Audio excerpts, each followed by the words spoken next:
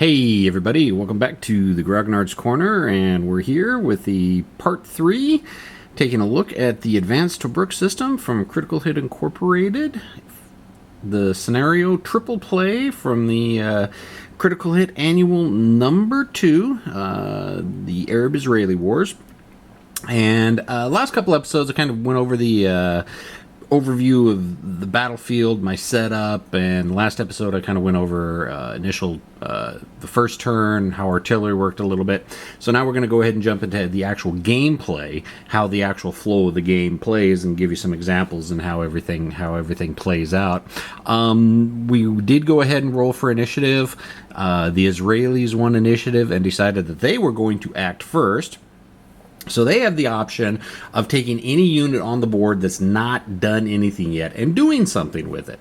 So what I've decided to do is going to take this little stack right here, as we can see. If I can clear up a little bit, we've got a squad, a light machine gun, and a leader. Okay, technically that's a forward observer marker, but I ran out of leader counters, so that forward observer is actually operating as a commissioned officer. The stats are the same, just the graphics are a little bit different. Quick overview, you've got the stats, the numbers down here, 5, 4, 7. The 5 is the firepower, the 4 is the range, 7 is morale. The Bren light machine gun, you've got a 3 and a 6. The 3 is the firepower, the 6 is the range. I keep losing focus for some reason. And we've got the 2, which is the unit's rate of fire. And over on the leader marker, we've got a 118, which is firepower, range, and morale. So what we're going to do is we're going to go ahead and you take the firepower of everything you're going to be firing, which is going to be the squad and the light machine gun, add both of those up. So we're looking at an 8, and we're looking kind of at a range of 4. So we're going to be shooting at this target right here, which is 1, 2, 3 hexes away, so it's well within range of the units. So we start off with a base firepower of 8, which will be our column. And now you factor in any column shifts for terrain or anything like that. It is going to be crossing this wall right here, which, if you take a look on the very extensive terrain effects charts, a wall is considered good cover, and good cover is a 1 column shift to the left. And let's see, is there any terrain? Is he in any terrain? Nope, he's in no terrain, so he's just hiding behind the wall.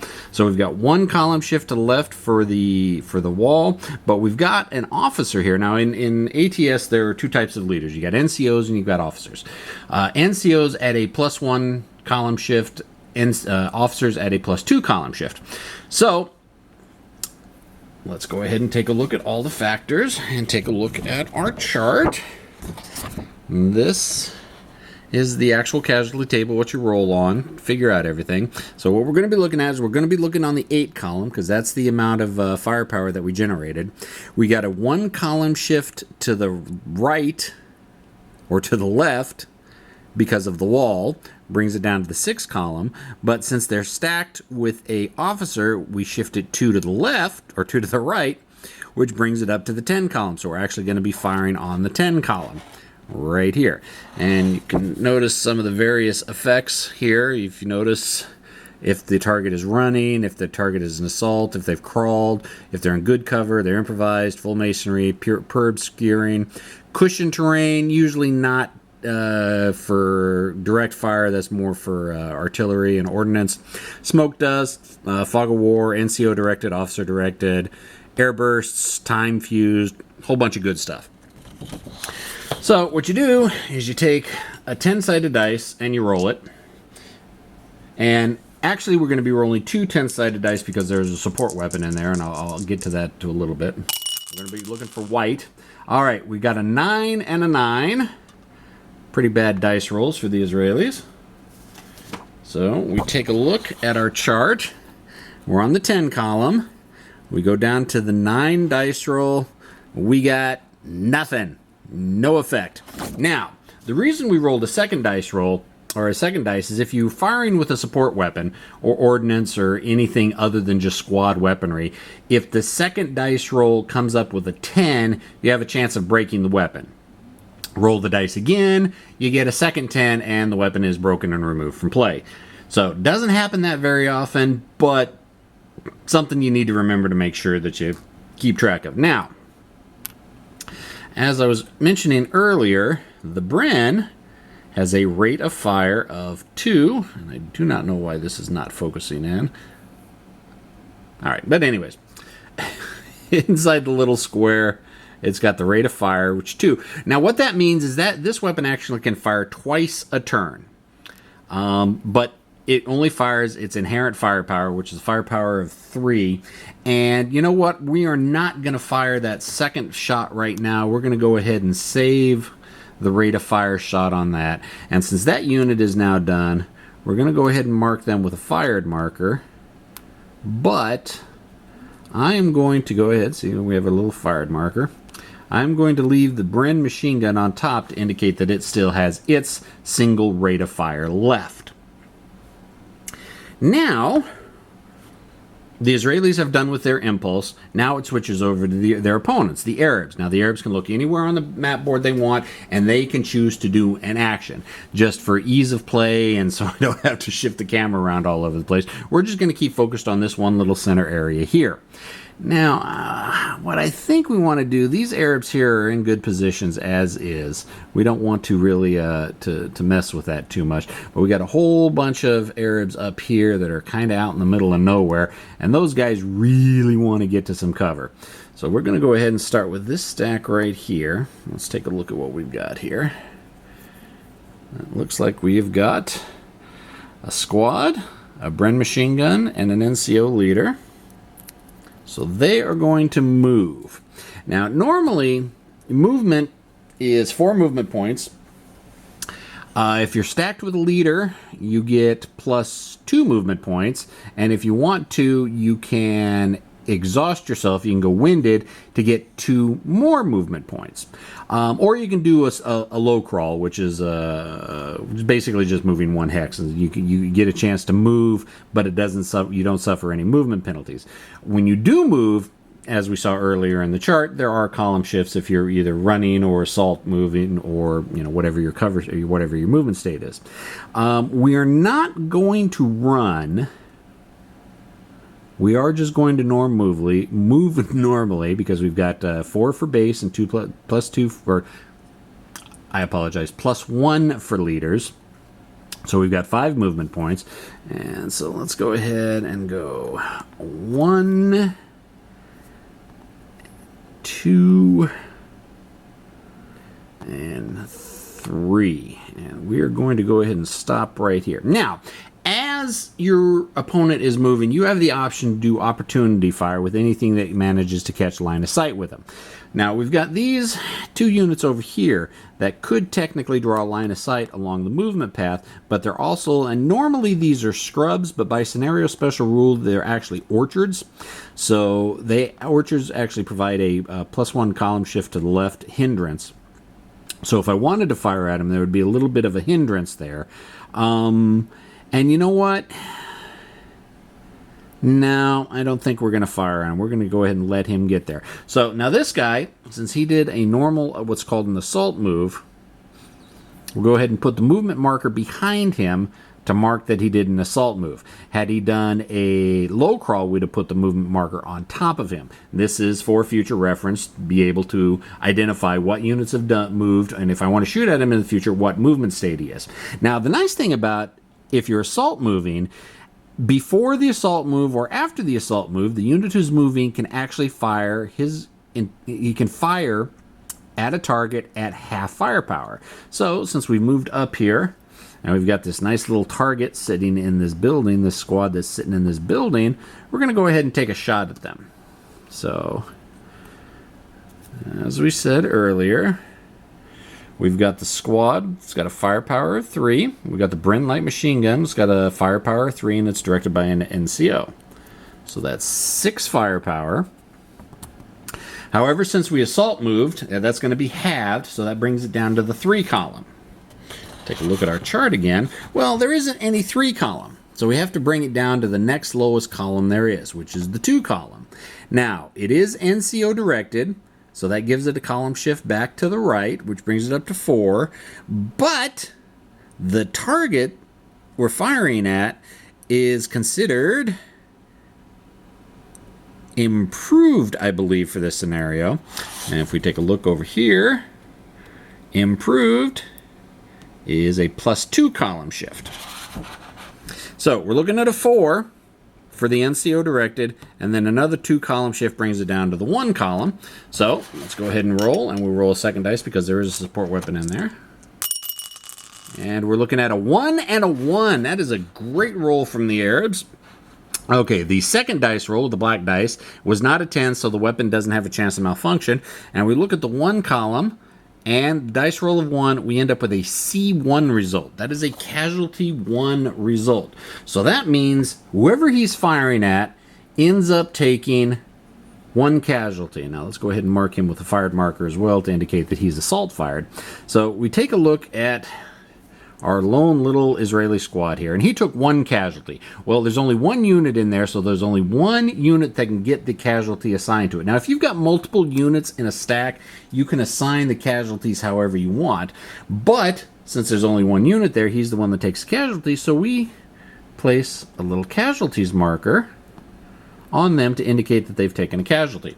Now, they also now have to take a morale test because they they got shot and they took some casualties. So we take a look at their morale, and we can see their morale is an 8. Okay, now, since they've taken a casualty step reduction, that actually reduces their firepower and their morale by 1. So their morale is now a 7. Okay, and you have to factor in whatever the casualty number on the results table as a morale modifier negative as well. So since it was a casualty 1, that's a -1 on its morale.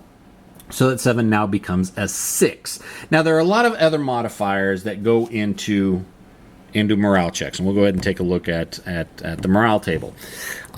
Basically, all units have a morale support range of whatever's in their hex and the 6 hexes around them. So you always have to take a look at what you're in, plus everything that's in the 6 hexes of anything that's taken the casualty. So if they are stacked with or adjacent to a 3 stacking point personnel unit, which is a full strength squad, they get a +1. If they're in or next to an AFV, they get another +1. If they're stacked with a leader, commissar, or officer, or a NCO, commissars don't give anything, but officers give a +2. NCOs give a -1. If they're stacked with or adjacent to a surrendered unit, it's a -2. Now this is per unit, up to a maximum, I think, of 3 shift modifiers you can have. So if this guy was stacked next to 3 full squads, he'd get a +3 to his morale because he's right next to, well, there's a whole platoon next to me, there's no need for me to run off. Enemy units, conversely, if you're stacked next to, for every 3 stacking points, which is a full squad that you're next to, it's a -1. Each enemy AFV is a -4. If you're being overrun, or each AFV is a -1. If you're being overrun by an AFV, it's a -4. If you're in a minefield, if you're in a fire for effect concentration, if you're in a barrage fire for effect, if you're in placement. So there's a whole bunch of different modifiers that can affect the morale of the base morale of the unit. However, as we look, there's no one stacked with them, and there's no one in the 6 adjacent hexes with them, and there's no other modifiers that we have to worry about. So we started off with a morale of 8, -1 for the casualties is 7, -1 for the casualty number itself is a 6. So we're looking at a morale of 6, so I need to roll a 6 or less. And we got a 10. That's not good. 10 is never a good thing. Basically, I got to roll it again. And if I get another 10... All right, if I'd have gotten another 10, something good would have happened. I'd have, gotten a leader. There's a few different effects that could have happened. However, since it wasn't another 10 and I failed to roll, that unit is now broken. And you stick a little broken marker on it. Not faring real well for the Israelis in that front house right there. So, the Arab player went ahead and moved and shot, did an assault move and assault fired. Ended up breaking the squad. Now, since his impulse is done, it now flips back to the Israeli player. And let's take a look. What do we want to do? Okay, we don't like... Okay, this guy's hanging out here too much. We got a bunch of guys. Light machine gun can provide a little bit of fire. We've got a Piat here. Want to kind of hold the Piat in reserve. Piat really can't do anything to infantry in the open, but if they get in a building, they can. And we're noticing we've got these squads back here that can move up. So what we're going to do, we don't have to worry about these guys. These guys are mostly broken and they're pinned, and so, you know, they're not going to be advancing too fast anytime soon. So what we're going to do is we're going to take this squad right here. And these guys have got an LMG. So this is another Israeli squad and an LMG with a grand total of 8 firepower. And let's see if it's even in range, because range is 4. 1, 2, 3, 4. Okay, so it's going to be out of range for the infantry. And what that means is you can actually fire up to double your normal range, but it halves your firepower. So from 6 to 8 hexes, since their normal range is 4, they can fire up to double that of 8, but having their firepower. So we got a firepower 5, and we're going to be firing at long range for them. And we want to fire at these guys right here. So that is going to be a 2.5 plus the 3 from the light machine gun is a 5. A grand total of 5 firepower. Well, again, we take a look at our handy dandy casualty table. There is no 5, so we have to round it down to a 4. Now, we take a look at any situations. They're going to be clipping through this orchard, which we already know is a -1 column shift.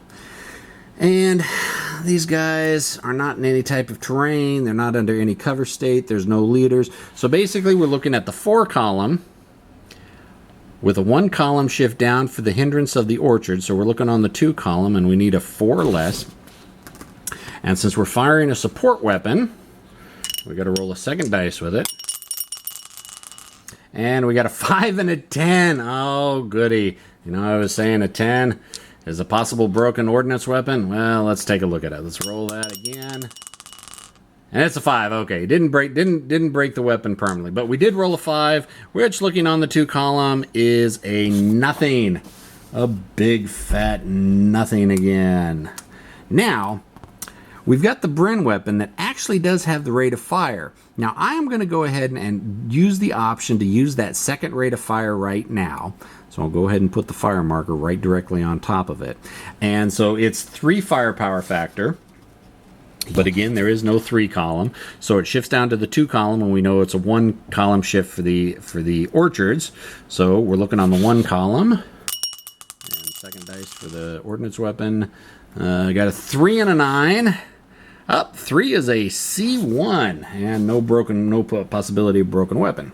So again, this has now. What we've got here is we've got 2 squads stacked in this hex. There's 2 of these Israeli or Arab regulars. And we have 1 casualty, so the defender always gets to choose who he wants to put the casualties on. So we'll go ahead and put it on that guy right there. Now, we have to take a morale test. Now, their morale is a 6. We'll go ahead and start off with a wounded guy first. 6 -1 for the casualty because he's been step reduced, so that's a 5. And the result that he suffered was a C1, so that's another -1, so that makes it a 4. Now we're looking at the morale support range. He is stacked with a full squad. That gives him a +1, and he's adjacent to 2 full squads right here, so that gives him another +2. So he's brought down to a 4, but because of morale support range, it's 5, 6, 7. So his morale is a 7. Let's see what we get.